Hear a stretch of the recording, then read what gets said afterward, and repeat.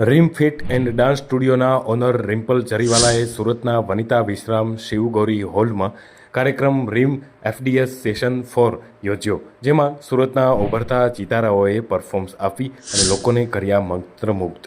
આ ઇવેન્ટ સૌંદર્ય, સામર્થ્ય અને સંસ્કૃતિના સમન્વય સમાન હતી, જેમાં વિવિધ પ્રકારના કાર્યક્રમો રજૂ થયા હતા. આકર્ષક ફેશન શોમાં 40થી વધુ બહેનોએ ભાગ લીધેલો હતો.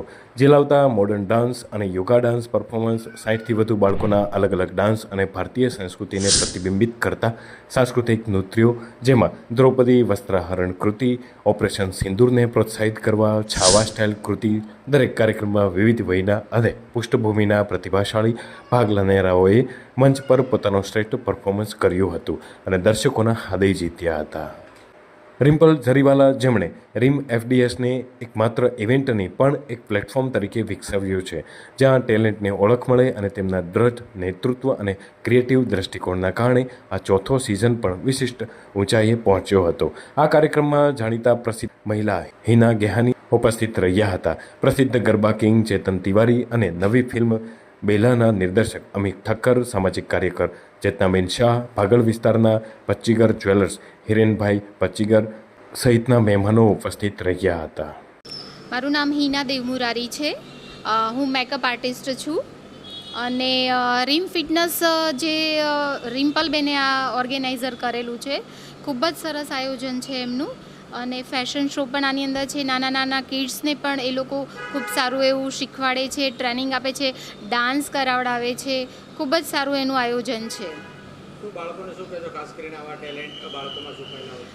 બાળકોમાં ઘણીવાર કેવું હોય કે ટેલેન્ટ હોય પણ એ લોકો કશે ને કશે એ લોકો અટવાતા હોય છે. તો રીમ ફિટનેસ જે છે એ રિમ્પલબેન એ લોકોને એટલું સરસ ગાઈડનેસ આપે છે, ગાઈડ કરીને એને એનું ટેલેન્ટ બહાર કાઢે છે અને એને પ્લેટફોર્મ આપે છે. આવી રીતે ઓર્ગેનાઇઝ કરીને સ્ટેજ આપે છે એને, અને ખૂબ જ સરસ એ લોકો એનું આયોજન કરે છે. મારું નામ ચેતનાબેન શાહ છે અને હું સોશિયલ વર્ક કરું છું. દરેક જગ્યાએ મારું કંઈ ને કંઈ યોગદાન હોય છે. અને અત્યારે અહીં જે રીમ ફિટનેસ છે એમાં મેં સ્પોન્સરશિપ આપેલી છે. અને અહીંયા જે પ્રોગ્રામ થવાના છે, જે થઈ રહ્યા છે, એ જબરજસ્ત છે. નાના નાના બાળકોના કાર્યક્રમ છે અને રિમ્પલબેન આમાં ખૂબ જ સરસ મહેનત કરે છે. ખૂબ જ સરસ એમનો પ્રોગ્રામ છે.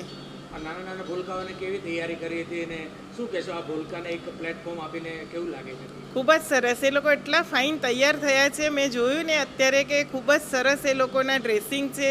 અને એમાં અમે બધા ઘણા બધા લેડીઝે બહુ જ સપોર્ટ કર્યો છે. બધાને ખૂબ જ ખૂબ આભાર કે આટલો સરસ પ્રોગ્રામ કર્યો છે. આવા બાળકોના વાલીઓને શું કહેશો કે જેમાં કૌશલ્ય હોય? હા, બાળકોને જો જે વસ્તુ છે તે મા બાપના ઉપર જ છે. મમ્મી પપ્પા આવી જગ્યાએ મૂકે છે ત્યારે જ આ બાળકો ખૂબ આગળ નીકળે છે. એટલે મા બાપે તો ખાસ ધ્યાન રાખવું જ જોઈએ.